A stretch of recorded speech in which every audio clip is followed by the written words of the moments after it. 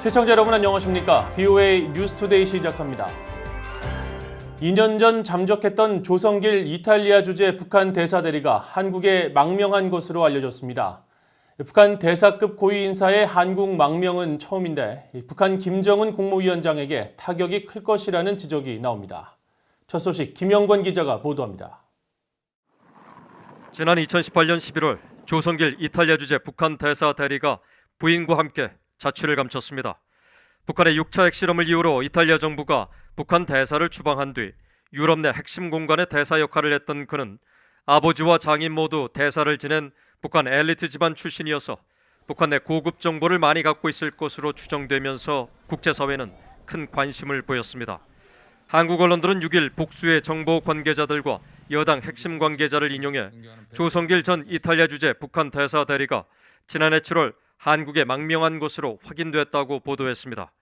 한국 국회 정보위원회 국민의힘 간사인 하태경 의원도 페이스북을 통해 조 전 대사 대리의 망명 사실을 확인하며 한국 당국이 그를 보호하고 있는 것으로 파악됐다고 밝혔고 한국 국정원은 구체적인 사실을 확인해 줄 수 없다는 반응을 보였습니다. 지난 1997년엔 이집트 주재 장승길 대사 부부의 미국 망명 사례가 있긴 했지만 북한의 대사급 고위관리의 한국 망명은 이번이 처음인 것으로 알려졌습니다. 이 때문에 북한 정권과 김정은 위원장에게 상당한 타격이 될 것이란 분석이 나옵니다. 태양원단에 좀 큰 타격이 됐는데 조성길이까지 오게 되면은 일반 당국자까지도 탈북을 막으라 그러는데 외교관들이 오는 거는 큰 심리적 타격이죠, 김정은이한테. 앞으로 이제 철저히 단속하고 할 겁니다. 해외공관들 지시 내려가고. 북한 전직 외교관인 A씨는 그러면서 지금까지 한국에 망명한 북한의 외교관들은 북한 외무성 출신 6명 정도에 무역 관련 10여 명, 보위부와 서기실 등 각종 기관의 파견 인사 10여 명 등 대략 25명이 한국에 살고 있다고 말했습니다. 앞서 영국 주재 북한 공사로 활동하다 한국에 망명한 태영호 국민의힘 국회의원은 조 대사대리 잠적 후 동료 탈북민 등과 함께 기자회견을 열어 한국 정부가 그의 가족의 안전과 한국행을 위해 적극 노력해 줄 것을 촉구했었습니다. 우리는 조성길 가족이 희망하는 경우 한국 정부가 안전한 한국행을 이룰 수 있도록 적극 노력해 줄 것을 요구한다. 토마스 오에아 킨타나 유엔 북한인권 특별보고관도 지난해 1월 서울에서 망명은 국제법이 보장하는 권리로 조 전 대사대리 부부 역시 그런 권리를 갖고 있다고 강조했습니다. 조 전 대사대리의 한국 망명이 뒤늦게 알려진 배경엔 그의 신변 보호와 북한에 있는 가족의 안전 때문에 그가 비공개를 요청했기 때문인 것으로 전해졌습니다. 조 전 대사대리에 따른 당시 부모와 함께 탈출하지 못한 것으로 알려졌고 이탈리아 외교부는 지난해 2월 성명을 통해 조 전 대사대리 부부가 잠적한 지 나흘 만에 딸이 북한으로 돌아갔다는 통보를 북한 당국으로부터 받았다고 밝혀 파문이 일기도 했습니다. 북한 당국은 조 전 대사대리의 한국 망명에 대해 6일 현재 아무런 반응을 보이지 않고 있습니다. VOA 뉴스 김영권입니다. 중국이 북한 등과 함께 국제사회의 제재로 신종 코로나 바이러스 대응을 제대로 하지 못해 인권 침해를 받고 있다면서 제재 중단을 요구했습니다. 이 제재와 상관없이 인도적 지원을 지지하고 있다는 미국 등은 인권 유린의 당사자는 중국이라고 맞받았습니다. 오택성 기자가 보도합니다. 제75차 유엔 총회의 분야별 위원회가 본격화된 가운데 인권 문제를 다루는 지난 5일 제3위원회에서 중국은 미국 등의 제재로 인권이 침해받고 있다고 주장했습니다. 장주엔 유엔 주재 중국 대사는 전체 토론에서 26개국을 대표해 제재로 인한 인권 침해 행위를 규탄하는 공동 성명을 발표했습니다. Unilateral coercive measures have undeniable impact on human rights as they impede the full realization of social and economic development and hinder the well-being of the population in the affected countries.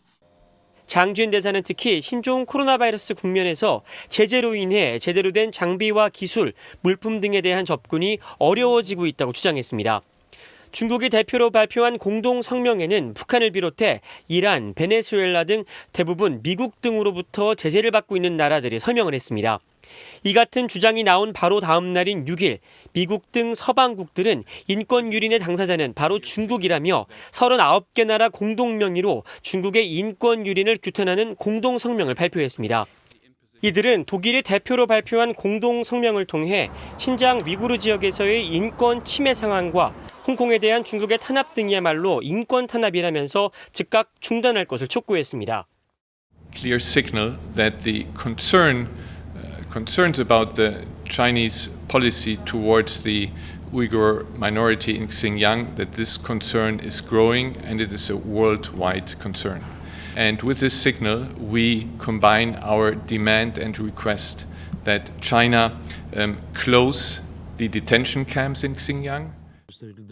미국 대표부는 중국 등이 제기한 제재 중단 요구에 대한 입장을 묻는 VOA에 직접적인 언급을 하는 대신 켈리 크래프트 대사가 미국 등이 공동으로 참여한 중국 규탄 공동 성명을 트위터에 공개한 사실을 알리며 우회적으로 중국을 비판했습니다. 북한의 제재 위반과 인권 유린 등을 지적하면서 국제 공조를 강조해온 켈리 크래프트 유엔 주재 미국 대사는 미국 정부가 인도주의 지원에 절대 제재를 가하고 있지 않다고 밝혔습니다. For those people who think that we are applying sanctions on humanitarian aid, absolutely we are not. And the president has made that very clear. The secretary has made that clear. And we will continue to offer our help in the form of medical supplies to countries that have really rogue leadership. 또 미국은 국무부 등의 입장 발표를 통해 미국과 유엔의 대북 제재는 북한의 인도주의 지원, 특히 신종 코로나 바이러스 관련 대응 지원을 막고 있지 않다는 점을 거듭 강조하고 있습니다. VOA 뉴스 도택성입니다. 북한이 상당히 정교한 사이버 역량을 갖추고 있으며 미국의 시스템과 네트워크, 정보에 위협이 되고 있다고 미국 국토안보부가 밝혔습니다. 국토안보부는 6일 공개한 2020 국토위협 보고서에서 미국 정부 당국은 중국과 러시아, 이란, 북한 등 국가주도 사이버 위협 행위자들의 역량과 행동, 의도를 우려하고 있다면서 이들이 미국의 경제 발전의 원동력이 되는 사회 기반 시설과 국가 안보 자산을 위협하며 붕괴시키려 하고 있다고 지적했습니다. 보고서는 러시아와 중국을 가장 위협적인 사이버 적대국으로 지목하면서 북한과 이란도 이들 못지않게 미국의 시스템과 네트워크, 정보에 위협이 되고 있다고 지적하고 북한의 사이버 능력이 정교하다고 평가했습니다. 보고서는 지금까지는 북한이 사이버 범죄를 통한 수익 창출에 국한된 활동을 보여왔다고 지적하면서 그러나 북한의 의도가 바뀌면 더 광범위한 첩보 활동을 하거나 파괴적인 공격으로 인프라를 위협할 수 있는 능력을 빠르게 구축할 수 있을 것이라고 우려했습니다. 하버드대 벨퍼 센터가 6일 미국 대선과 대북 정책 함의를 주제로 연 화상회의에서 워싱턴의 민간단체인 허드슨 연구소의 패트릭 크로닌 아시아 태평양 석좌는 북한이 자신의 한계와 새로운 미국 행정부의 협상 전략을 시험할 수 있다고 분석했습니다. 크로닌 석좌는 그러면서 미국의 새 행정부는 북한과 안정적인 외교 관계를 이끌기 위해 과하게 대응하지 않아야 한다고 주장했습니다. 마크 토콜라 한미경제연구소 부소장은 북한 경제는 제재를 완화한다고 하더라도 개선되기 어려워 보일 정도로 힘든 상황이라며 몽골과 인도, 유럽연합 등 다국적 대북 경제 프로젝트를 북한에 제안해 볼 수 있을 것이라고 말했습니다. 전문가들은 또 미북 관계를 정상화하는 데 있어 인권 문제는 반드시 해결돼야 한다며 북한의 핵과 인권 문제는 깊이 연계된 것이라고 강조했습니다. 북한이 최근 김정은 국무위원장 주재로 열린 노동당 정치국 회의에서 연말까지 80일 전투를 벌이기로 결정한 것은 대북 제재와 신종 코로나 바이러스 감염증 사태, 자연재해 등 3중고 속에 북한이 주민들의 노력 동원이라는 고육지책을 다시 꺼내든 것이라는 분석이 나왔습니다.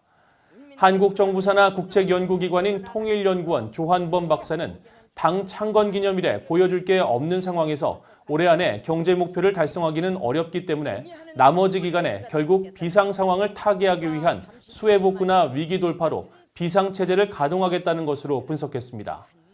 김영석 전 한국통일부 차관은 검덕지구 피해 복구 등 여러 인프라와 철도, 도로, 에너지 분야 역량 확보가 필요한 상황에서 대북 제재가 계속된다면 여러 자재도 가져오기 어려운 만큼 화학공법 등 국산화를 위한 노력이 80일 전투의 핵심이 될 것이라고 예상했습니다. 또 북한이 당 창건 75주년을 맞아 핵과 미사일 등 전략무기를 총괄하는 리병철 당 중앙군사위원회 부위원장과 박정천 군 참모장에게 원수 칭호를 부여한 것은 미국과의 향후 협상이 불투명한 상황에서 전략적 군사도발 카드를 써야 할 경우를 고려해 군에 힘을 실어주려는 의도가 깔려 있다고 김진무 숙명여대 국제관계대학원 교수가 분석했습니다. 이상으로 VOA 뉴스투데이를 마칩니다. 시청해주신 여러분 고맙습니다.